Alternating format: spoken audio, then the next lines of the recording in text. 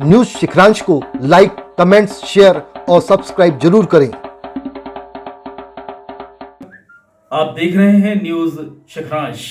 हम में है दम सच्चाई को सामने लाने का, और मैं के बिरूरकर हाजिर हूं आज के मुख्य समाचारों के साथ। हम शांति का संदेश देते हैं, भाईचारा चाहते हैं, साजिश और षड्यंत्र से डरकर हम रुकेंगे नहीं। यह बात मध्य प्रदेश के मुल्ताई जिले में आमला में निशा बांगरे ने कही। शासन और प्रशासन को चुनौती देते हुए बिना अनुमति के अंतर्राष्ट्रीय सर्वधर्म शांति सम्मेलन का आयोजन हुआ। इस दौरान भारी संख्या में विदेशी मेहमान भी पहुंचे।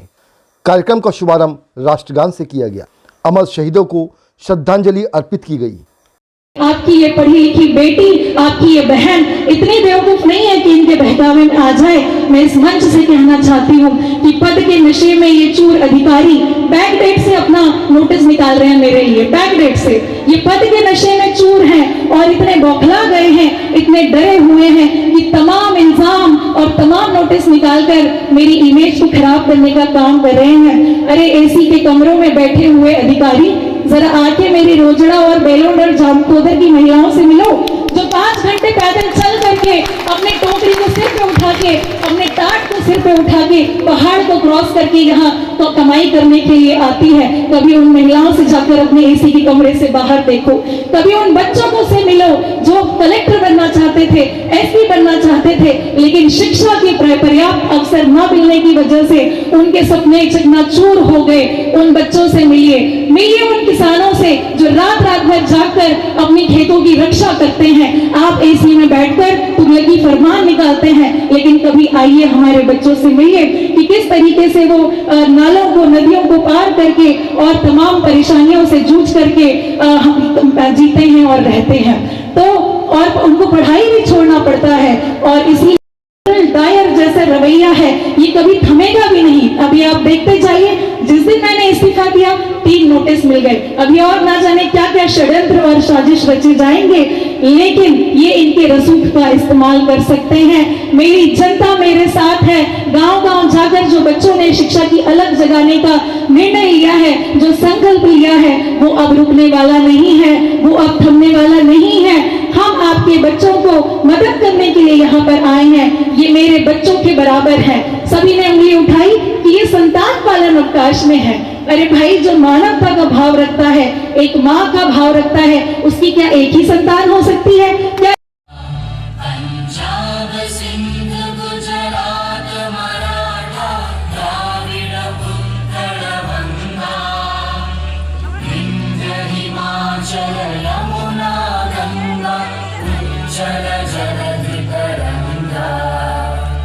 तव शुभ नामे जागे, तव शुभ आशीष मांगे, गाहे तव जय गाथा। जन गण मंगल दायक जय हे भारत भाग्य विधाता। जय हे, जय हे, जय हे, जय जय जय जय हे। भारत माता की, भारत माता की, वंदे वंदे। वीर शहीदों की शहादत अमर रहे, अमर रहे। वीर शहीदों की शहादत। कार्यक्रम का शुभारंभ राष्ट्रगान से किया गया। अमर शहीदों को श्रद्धांजलि अर्पित की गई। अतिथि स्वागत के उपरांत फिल्म अभिनेता एवं गगन मलिक फाउंडेशन के तथागत बौद्ध की अस्थियों को लेकर डिप्टी कलेक्टर निशा बांगरे के नवनिर्मित मकान पहुंचे। निशा बांगरे के मकान पर कलश स्थापित किया गया। सर्वधर्म प्रार्थना करने के उपरांत घर का फीता काटकर उद्घाटन किया गया। गाजे बाजे के उत्सवी माहौल में गृह प्रवेश का आयोजन किया गया। इस दौरान बौद्ध समाज के साथ साथ सिख, जैन, ईसाई एवं सर्वधर्म समाज के गुरुओं से प्रार्थना की गई। इस अवसर पर डिप्टी कलेक्टर निशा बांगरे ने आरोप लगाया कि कार्यक्रम को लेकर प्रशासन की ओर से सहयोग नहीं किया गया, बल्कि बिजली बंद कर दी गई। जनरेटर लगाकर सर्वधर्म शांति सम्मेलन का आयोजन किया गया। उन्होंने कहा कि प्रशासन कितनी भी नकारात्मक शक्ति लगा दे, हम सर्वधर्म को, भाईचारे को मानने वाले लोग हैं, शांति का संदेश देते हैं। भाईचारा रखते हैं। सरकार द्वारा दिए गए नोटिस के संबंध में श्रीमती बांगरे ने कहा कि साजिश और षड्यंत्र से हम डरने वाले नहीं हैं। अधूरे मकान का गृह प्रवेश कार्यक्रम आयोजित करने के मामले में उन्होंने कहा कि हमारा प्रयास है कि वर्षा प्रारंभ होने से पहले यहाँ शिक्षण कार्य शुरू हो, इसलिए गृह प्रवेश किया गया है।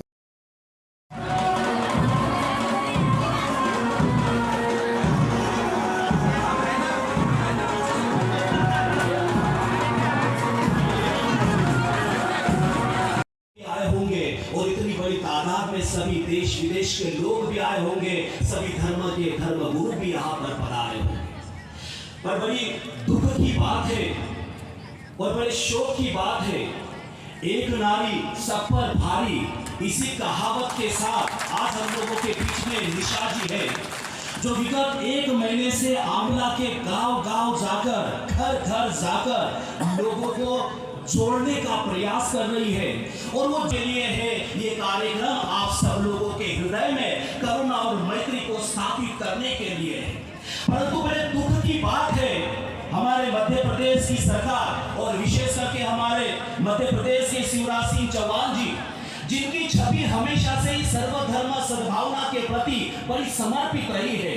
और मुझे ऐसा लगता है कि माननीय मुख्यमंत्री जी, मुझे नहीं लगता है कि उनके द्वारा इस प्रकार का कार्य हो सकता है कि आप कोई धार्मिक कार्यक्रम ना करें, आप किसी भी प्रकार की धार्मिक कार्यक्रम में सम्मिलित ना हो।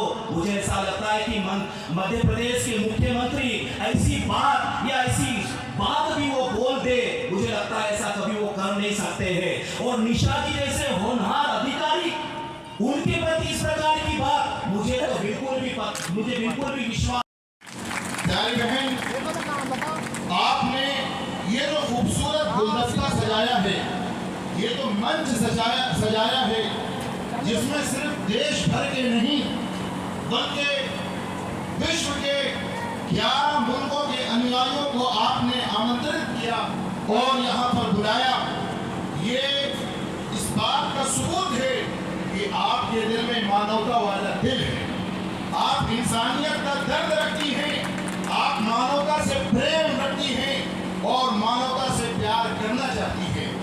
ये इस बात का संदेश है आज का ये प्रोग्राम, कि दर्दे दिल के वास्ते पैदा किया इंसान को, दर्दे दिल के वास्ते पैदा किया इंसान को, वरना ताअत के लिए कुछ कम न थे कर रो गया। ऊपर वाले मालिक ने उसको खुदा बोलिए, अल्लाह बोलिए, ईश्वर बोलिए, महावीर बोलिए, बुच्चू बोलिए, कुछ भी बोलिए, याद रखिए ऊपर वाले ने हम सबको दर्द दिल के लिए पैदा किया है। हमारे दिल में एक दूसरे के लिए प्रेम हो, भाईचारे का एहसास हो, एक दूसरे के लिए तड़पने। निशा बांगरे के इस्तीफे के संबंध में कांग्रेस के प्रदेश अध्यक्ष एवं पूर्व मुख्यमंत्री कमलनाथ का बयान भी सामने आया है। दुख की बात है कि एक डिप्टी कलेक्टर महिला SC वर्ग से इस प्रकार का व्यवहार किया है और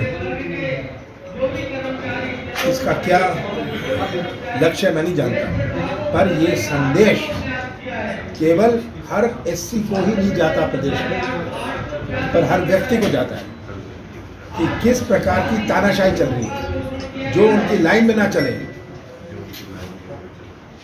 उन पर कार्रवाई करी जाएगी। वो क्या कर रही थी? गृह प्रवेश का कार्यक्रम कर रही थी।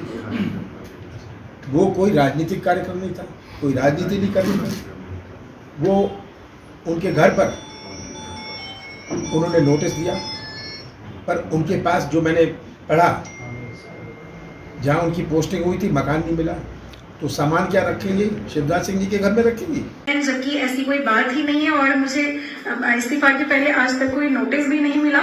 और इस संदर्भ में यही कहना चाहूंगी कि मेरा जब ट्रांसफर नवंबर में भोपाल से छतरपुर हुआ, तो मुझे 4 महीने तक छतरपुर पर आवास आवंटित ही नहीं हुआ। मैं अपने परिवार के साथ रेस्ट हाउस में रहती थी, तो ऐसे में जब 4 महीने तक मेरा 4.5 महीने तक जब आवास नहीं था, तो मेरा सामान कहाँ रहेगा? तो मेरा सामान जहाँ मेरी उसके पहले की पदस्थापना थी उसी घर में रहेगा। तो मेरा सामान इसलिए भोपाल में रखा था। अब जब मुझे छतरपुर में मेरा मकान अलॉट हुआ, तो हम अपना सामान लेकर के जा रहे हैं, लेकिन अब तो मैंने इस्तीफा ही दे दिया है, तो अब तो इस मकान का कोई प्रश्न ही नहीं है। और मैं बताना चाहूंगी शासन की नीतियों को देखिए और शासन का रवैया देखिए कि भोपाल के शासकीय आवासों में कई लोग बिना आवंटन के जो हैं वो सरकार के नुमाइंदे और बहुत सारे लोग जो हैं बिना अलॉटमेंट के वहां रह रहे हैं, उन पर कोई प्रश्न चिन्ह नहीं उठाता और अवैध रूप से वो रह रहे हैं, उनको संरक्षण मिल रहा है। तो आप शासन की नीतियों को देख सकते हैं कि किस तरीके से मुझे जो है वो जानबूझ कर भी परेशान किया जा रहा है। मुझे मालूम था कि इस तरह की चीजें आएंगी और लेकिन हम इन सब चीजों से डरते नहीं हैं, हम डटकर मुकाबला करेंगे। ये जितनी नकारात्मकता मेरे बारे में प्रचारित करेंगे, मुझे लगता है कि मुझे उतनी ही सकारात्मक ऊर्जा मिलेगी अपने उद्देश्यों तक पहुंचने के लिए। इसीलिए मैं सभी मीडिया बंधुओं को सभी को बताना चाहती हूं कि जब मुझे इस नौकरी से ही मोहब्बत नहीं है तो मुझे उस आवाज से क्या होगा। तो मैं वो आवाज तो खाली कर ही दूंगी अपने इस कार्यक्रम के बाद। तो ये सरासर जो है ये सरकार का जो है ये तानाशाही रवैया है और तानाशाही पूर्ण ये पत्र है और इस तरह के पत्र और आगे आते भी रहेंगे, ये षड्यंत्र रचते रहेंगे, लेकिन हम घबराने वाले नहीं हैं।